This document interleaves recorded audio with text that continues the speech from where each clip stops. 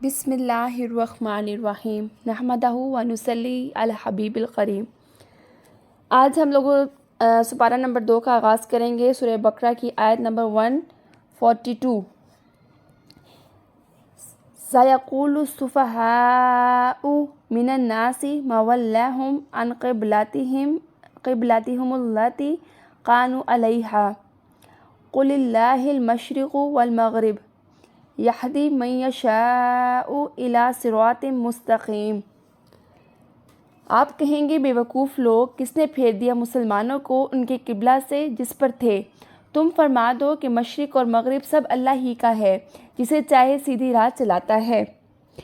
اب یہاں پہ رسول صلی اللہ علیہ وسلم جو تھے ہجرت کر کے مدینہ پہنچے تھے جب، تو تقریباً 16 یا 17 ماہ جو تھا وہ بیت المقدس کی طرف ہی منہ کر کے وہ نماز پڑھتے رہے تھے۔ پھر آپ صلی اللہ علیہ وسلم کو بیت اللہ کی طرف منہ کر کے نماز پڑھنے کا حکم ہوا تھا، تو اس پر جو یہود تھے، منافقین، مشرکین جو تھے، انہوں نے سب نے اعتراض شروع کر دیا کہ اگر وہ پہلا قبلہ درست تھا تو اسے بدلنے کی کیا ضرورت تھی، اور اگر یہ درست ہے تو اتنا عرصہ ادھر منہ کیوں رکھا گیا؟ تو اللہ نے اس آیت میں اس بات کا جواب دیا کہ یہ لوگ بے وقوفی کی وجہ سے ایسی باتیں کر رہے ہیں۔ مشرق اور مغرب کی کوئی حیثیت نہیں ہے کہ ان کی طرف منہ کرنا باعث ثواب ہو، بلکہ اصل چیز کیا ہے؟ اللہ کے حکم کی فرمانبرداری ہے، کیونکہ مشرق اور مغرب دونوں کا مالک ہی اللہ ہے۔ وہ جب چاہے جدھر چاہے منہ کر کے نماز کرنے کا حکم دے سکتا ہے۔ ہمارا کیا کام ہے کہ اس کا حکم ماننا، بے چار نقطے نہیں نکالنے ہم نے کہ پہلے ایسا تھا تو اب ایسا کیوں ہو گیا، پہلے ایسے تھا تو اب ایسا کیوں ہو گیا۔ یہ نہیں ہے، ہمیں صرف اللہ کے حکم کی فرمانبرداری کرنی ہے۔ اب دیکھیں صراط مستقیم آ رہا ہے کہ اللہ جسے چاہے سیدھا رستہ دکھائے۔ سیدھا رستہ تو وہی ہے جس کا حکم اللہ دے دے، اور اللہ صراط مستقیم پر چلنے کی توفیق جو ہے نا وہ اللہ ہر کسی کو نہیں دیتا، جس کو اللہ چاہتا ہے اسی کو توفیق دیتا ہے۔ جو اس توفیق سے محروم ہے وہ بے وقوفی میں بیکار کی باتیں بناتے رہتے ہیں کہ پہلے ایسے تھا ویسے تھا، مطلب اللہ کے اس میں حکم میں کیا آپ اڑنگی ڈالنے والی بات ہے، ٹھیک ہے۔ اس کے باوجود کہ جو دوسرے باقی جو انبیاء تھے انہیں حضرت محمد صلی اللہ علیہ وسلم کے جب خصائص بیان کیے تھے تو آپ کے لقب جو تھا ذوالقبلتین کا بھی ذکر فرمایا تھا، یعنی کہ جو پچھلے انبیاء آئے تھے تو انہوں نے مطلب کہ ذوالقبلتین کا مطلب ہے کہ 2 قبلوں والا اس کا ذکر بھی آیا تھا۔ تو ان کے اپنے انبیاء نے اس چیز کا ذکر بھی کیا تھا ان کے اللہ حضور پاک صلی اللہ علیہ وسلم کے اس لقب کا، لیکن پھر بھی وہ فضول قسم کے بے جا سوالات کر رہے تھے۔ تو ان چیزوں میں اللہ تعالیٰ فرماتا ہے کہ جسے میں چاہوں اس کو سیدھا راستہ دکھاتا ہوں، جو باقی لوگ ہیں وہ بے وقوفی کی باتیں کرتے رہیں گے۔ پھر آ جاتی ہے آگے 143 آیت، وَكَذَلِكَ جَعَلْنَاكُمْ أُمَّةً وَسَطًا لِتَكُونُوا شُهَدَاءَ عَلَى النَّاسِ وَيَكُونَ الرَّسُولُ عَلَيْكُمْ شَهِيدًا وَمَا جَعَلْنَا الْقِبْلَةَ الَّتِي كُنْتَ عَلَيْهَا إِلَّا لِنَعْلَمَ مَن يَتَّبِعُ الرَّسُولَ مِمَّن يَنقَلِبُ عَلَى عَقِبَيْهِ وَإِنْ كَانَتْ لَكَبِيرَةٌ إِلَّا عَلَى الَّذِينَ هَدَى اللَّهُ وَمَا كَانَ اللَّهُ لِيُضِيعَ إِيمَانَكُمْ إِنَّ اللَّهَ بِالنَّاسِ لَرَءُوفٌ رَحِيمٌ۔ اور بات یوں ہی ہے کہ ہم نے تمہیں کیا سب امتوں میں افضل کہ تم لوگوں پر گواہ ہو، اور یہ رسول تمہارے نگہبان و گواہ۔ اور اے محبوب تم پہلے جس قبلہ پر تھے ہم وہ اسی لیے مقرر کیا تھا کہ دیکھیں کون رسول کی پیروی کرتا ہے، کون الٹے پاؤں پھر جاتا ہے۔ اور بے شک یہ بھاری تھی مگر ان پر جنہیں اللہ نے ہدایت کی، اور اللہ کی شان نہیں کہ تمہارا ایمان اکارت کرے، بے شک اللہ آدمیوں پر بہت مہربان مہر والا ہے۔ اچھا، اب اس آیت میں دیکھیں امت مسلمہ کی ایک فضیلت اور بڑائی بیان کی جا رہی ہے۔ اللہ تعالیٰ نے فرمایا ہے کہ جس طرح ہم نے تمہیں ابراہیم علیہ السلام کی قبلہ کی طرف پھیر دیا ہے جو سب سے افضل قبلہ ہے، اسی طرح ہم نے تمہیں سب سے بہتر معتدل امت بنائی ہے۔ دیکھیں یہاں پہ آ رہا ہے ورڈ آ رہا ہے وسطی، یعنی یہاں پہ عدل کرنے والی، اس کا یہاں پہ مطلب ہوگا، ٹھیک ہے۔ اور تمہیں وہ دین دیا ہے جو کامل اور واضح دین ہے، جس میں نہ یہودیت کا تشدد ہے نہ نصرانیت کی ڈھیل ہے۔ اب یہاں پہ دیکھیں آ رہا ہے کہ تم گواہ ہو۔ گواہ کس چیز کے؟ اب 3 طرح کی شہادتوں کا میں آپ کو بتاؤں گی، ٹھیک ہے۔ اب پہلی شہادت کیا ہوگی کہ رسول صلی اللہ علیہ وسلم جو ہیں وہ شہادت دیں گے کہ انہوں نے صحابہ تک پیغام حق پہنچا دیا ہے، صحابہ دیں گے کہ انہوں نے تابعین تک پہنچا دیا ہے، اور اسی طرح امت کا ہر طبقہ جو ہے وہ آنے والوں پر یہ شہادت دے گا۔ اور اس امت کے افضل ہونے کا سبب بھی یہی ہے کہ وہ لوگوں کے نیکی کا حکم دیتے ہیں اور برائی سے روکتے ہیں، ٹھیک ہے، یہ پہلی شہادت ہو گئی ہے۔ جس طرح سورہ آل عمران کی آیت نمبر 110 میں بھی ارشاد ہوا ہے کہ تم سب سے بہتر امت چلے آئے ہو جو لوگوں کے لیے نکالی گئی، تم نیکی کا حکم دیتے اور برائی سے منع کرتے اور اللہ پر ایمان رکھتے ہو۔ پہلی شہادت یہ ہو گئی، سمجھ آ گئی آپ کو کہ حضور پاک صلی اللہ علیہ وسلم جو ہے وہ شہادت دیں گے کہ میں نے صحابہ تک پہنچایا تھا، اور صحابہ جو ہیں وہ پھر تابعین کا کہیں گے، اور اس طرح پھر وہ ہر طبقہ جو ہے وہ اپنی پچھلی اس کی گواہی دے گا، ٹھیک ہے۔ اب دوسری شہادت کیا ہے؟ دوسری شہادت وہ شہادت ہے جو امت مسلمہ جو ہے اللہ کی کتاب کی خبر دینے کی بنا پر پہلی امتوں پر دے گی کہ ان کے انبیاء نے اللہ کے احکام ان تک پہنچا دیے تھے۔ جس طرح کہ سیدنا ابو سعید خضری رضی اللہ تعالیٰ عنہ سے روایت ہے کہ رسول صلی اللہ علیہ وسلم نے فرمایا، قیامت کے دن نوح علیہ السلام اور ان کی امت کو بلایا جائے گا۔ اللہ نوح علیہ السلام سے پوچھے گا کیا آپ علیہ السلام نے دین اپنی امت تک پہنچا دیا تھا؟ وہ فرمائیں گے ہاں۔ اے میرے رب اے میرے رب، پھر ان کی قوم کو بلا کر پوچھا جائے گا کیا تم کو نوح علیہ السلام نے دین پہنچا دیا تھا؟ تو ان کی قوم جواب دے گی کہ نہیں، ہمارے پاس تو کوئی نبی نہیں آیا۔ تو نوح علیہ السلام سے کہا جائے گا کہ آپ کا کوئی گواہ ہے؟ تو وہ جواب دیں گے کہ محمد صلی اللہ علیہ وسلم اور ان کی امت جو ہے وہ میری گواہی دے گی۔ چنانچہ ہم اس بات کی شہادت دیں گے کہ نوح علیہ السلام نے پیغام پہنچا دیا تھا، اور یہی مفہوم اللہ کے اس فرمان کا ہے جو آ رہا ہے۔ یہ بخاری کی حدیث پڑھ رہے ہیں ہم، ٹھیک ہے۔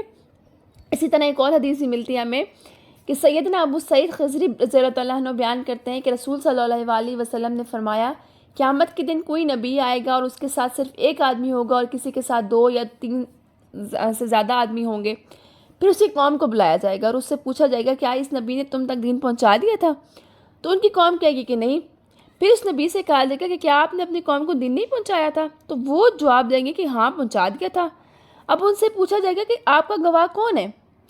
تو وہ جواب دیں گے کہ میرے گواہ کون ہے؟ محمد صلی اللہ علیہ وسلم اور ان کی امت ہیں۔ پھر محمد صلی اللہ علیہ وسلم اور ان کی امت کو بلایا جائے گا اور ان سے بھی پوچھا جائے گا کہ کیا اس نبی نے اپنی قوم کو دین پہنچایا تھا؟ تو وہ جواب دیں گے کہ ہاں پہنچا دیا تھا۔ پھر ان سے یہ بھی پوچھا جائے گا کہ تمہیں اس بات کا علم کیسے ہوا؟ تو وہ جواب دیں گے کہ ہمارے پاس جب حضرت محمد صلی اللہ علیہ وسلم تشریف لائے تو آپ نے ہمیں یہ بتایا کہ اللہ تعالیٰ کے تمام پیغمبروں نے اللہ کے دین کو پہنچا دیا تھا، اس لیے اللہ کا یہ فرمان ہے، ٹھیک ہے۔ جس طرح اب ہم قرآن میں پڑھتے ہیں، ہم گواہ ہیں نا، ہم قرآن میں پڑھ رہے ہیں بار بار کہ حضرت ابراہیم علیہ السلام نے اپنی امت تک پہنچایا، ہم نے بنی اسرائیل کا پیچھے قصہ پڑھے، آگے ہم انشاءاللہ حضرت نوح علیہ السلام اور سب انبیاء کے قصے پڑھیں گے، تو ہم گواہی دیں گے کہ اللہ تعالیٰ نے ان تک اپنی باقی سارے انبیاء نے جو ہے اپنے قوم تک اپنا دین پہنچایا تھا۔ اب تیسری شہادت کیا ہے؟ تیسری شہادت جو ہے وہ دنیا میں ہی مسلمانوں کے کسی کے حق میں نیک یا بد ہونے کی شہادت ہے۔ جس طرح کہ سیدنا انس بن مالک رضی اللہ تعالیٰ عنہ بیان کرتے ہیں کہ صحابہ کرام ایک جنازے کے پاس سے گزرے اور اس کی اچھائی بیان کی۔ نبی کریم صلی اللہ علیہ وسلم نے فرمایا واجب ہو گئی۔ پھر ایک دوسرے جنازے سے گزرے تو اس کی برائی بیان کی، آپ صلی اللہ علیہ وسلم نے پھر فرمایا کہ واجب ہو گئی۔ تو سیدنا عمر بن خطاب جو تھے انہوں نے پوچھا کہ کیا واجب ہو گئی؟ آپ صلی اللہ علیہ وسلم نے فرمایا تم لوگوں نے اس کی اچھائی بیان کی تو اس کے لیے جنت واجب ہو گئی، اور اس کی برائی بیان کی تو اس کے لیے جہنم واجب ہو گئی۔ تم زمین میں اللہ تعالیٰ کے گواہ ہو، یہ بخاری شریف کی حدیث ہے، ٹھیک ہے۔ پھر حضور صلی اللہ علیہ وسلم نے یہ چیز کہہ کے اسی آیت کی تلاوت فرمائی تھی۔ اچھا، اب ایک اور چیز بھی، اب یہ نہیں کہ کوئی جنازہ جا رہا ہے اور ہم کہہ دیں کہ بھئی یہ تو ایسا ہے تو وہ ایسا ہو جائے گا، وہ ہماری گواہی۔ اس کے لیے بھی تمام شہادتیں جو ہیں وہ صلحاء امت اور اہل صدق کے ساتھ خاص ہیں۔ ان کے معتبر ہونے کے لیے ان کی زبان کی نگہداشت شرط ہے۔ اب جو لوگ زبان کی احتیاط نہیں کرتے اور بے جا خلاف شرع کلمات ان کی زبان سے نکلتے رہتے ہیں اور نہ حق وہ لعنت کرتے ہیں کہ کسی کے جنازہ جا رہا ہے اور وہ کہہ دیں بھئی یہ تو بس ایسے ہے ویسے ہے، اس کو خود پتہ نہیں ہے کہ یہ کیا میں کہہ رہا ہوں اور اس کے خود اعمال اس طرح کے نہیں ہیں، تو ان کے لیے یہ نہیں ہے۔ یہ صحاح کی حدیث میں ہے کہ ایسے جو لوگ ہوں گے وہ روز قیامت نہ شافع ہوں گے نہ شاہد ہوں گے۔ اب آگے کیا آتا ہے دوسرے پارٹ میں؟ پہلا تو یہ ہو گیا کہ شہادت دیں گے، ٹھیک ہے، 3 شہادتیں ہم نے پڑھ لی ہیں، آپ کو سمجھ آ گئی ہوگی کہ کون کون سی 3 شہادتیں ہیں۔ اب آگے آتا ہے کہ اے محمد صلی اللہ علیہ وسلم، ہم نے پہلے آپ کو بیت المقدس کی طرف رخ کر کے نماز پڑھنے کا حکم دیا، پھر کعبہ کی طرف پھیر دیا۔ کیوں کیا ایسا؟ تاکہ معلوم ہو جائے کہ کون آپ کی اتباع کرتا ہے اور کون اپنے دین سے پھر جاتا ہے، کیونکہ اب بیت المقدس کے بجائے کعبہ کی طرف متوجہ ہونا مومنین اور صادقین کے علاوہ کفار اور منافقین پہ بڑا شاق گزرے گا، اور ایسا ہی ہوا۔ اس امتحان میں بہت سارے لوگ ناکام رہے، کچھ لوگ جو تھے وہ مرتد ہو گئے، اور بہت سے منافقین نے اپنا نفاق ظاہر کر دیا اور کہنے لگے کہ کیا بات ہے کہ محمد کبھی ہمیں ادھر پھرتا ہے کبھی ادھر پھرتا ہے۔ مشرکین نے کہا کہ محمد کو اپنے دین پہ شک ہو گیا ہے، اور انہی اس میں سب کی باتوں میں آ کے تو بعض مسلمانوں نے بھی یہ کہنا شروع کر دیا کہ ہم نے اور ہمارے فوت شدہ بھائیوں نے جو نمازیں بیت المقدس کی طرف رخ کر پڑھی تھی وہ سب ضائع ہو گئی ہیں۔ تو اللہ تعالیٰ نے یہاں پہ دیکھیں مسلمانوں کو اطمینان دے دیا ہے کہ نہیں، تمہاری نمازیں ضائع نہیں ہوئیں، اللہ جو ہے وہ اپنے بندوں پر بہت مہربان ہے، رحم کرنے والا ہے۔ اب دیکھیں اس آیت سے ایک اور چیز یہ معلوم ہوتی ہے کہ اپنے محبوب قبلہ کہ ان کو عزیز تھا قبلہ۔ اب نبی کریم صلی اللہ علیہ وسلم کی فرمانبرداری میں انہوں نے قبلہ کا رخ بدل لیا نا، تو وہ اللہ تعالیٰ کی ہدایت یافتہ لوگ ہی کر سکتے ہیں، باقیوں پہ تو شاق گزر رہا تھا۔ اب سیدنا عبداللہ رضی اللہ تعالیٰ عنہ سے روایت ہے کہ لوگ جو ہے وہ مسجد قباء میں نماز صبح ادا کر رہے تھے کہ ایک شخص آیا اور اس نے کہا کہ آج رات نبی صلی اللہ علیہ وسلم پر قرآن نازل ہوا ہے اور آپ کو کعبہ کی طرف منہ کر کے حکم دیا گیا ہے، منہ کرنے کا حکم دیا گیا ہے۔ تو یہ سنتے ہی سب لوگ جو تھے انہوں نے اپنا رخ کعبہ کی طرف کر لیا۔ یہ بخاری شریف کی حدیث ہے۔ اب آگے آتا ہے کہ وَمَا كَانَ اللَّهُ لِيُضِيعَ إِيمَانَكُمْ، کہ اللہ جو ہے وہ تمہارے اعمال اکارت نہیں کرے گا، تمہارے ایمان اکارت نہیں کرے گا۔ سیدنا برا بن عازب رضی اللہ تعالیٰ عنہ سے روایت ہے کہ جب کچھ لوگ فوت ہو گئے جنہوں نے بیت المقدس کی طرف نماز پڑھی تھی منہ کر کے، تو لوگوں نے کہا کہ ان کا کیا بنے گا، انہوں نے تو ساری نمازیں اس طرف ادا کی ہیں۔ تو اس کا جواب اللہ نے کہا کہ ایسا کبھی نہیں ہوگا، تمہارے اعمال میں کبھی ضائع نہیں کروں گا، تمہاری پہلی نمازیں جو ہیں وہ اللہ کبھی بھی ضائع نہیں کرے گا۔ تو اللہ تعالیٰ جو ہے وہ کسی کے اعمال کو بیکار نہیں جانے دیتا۔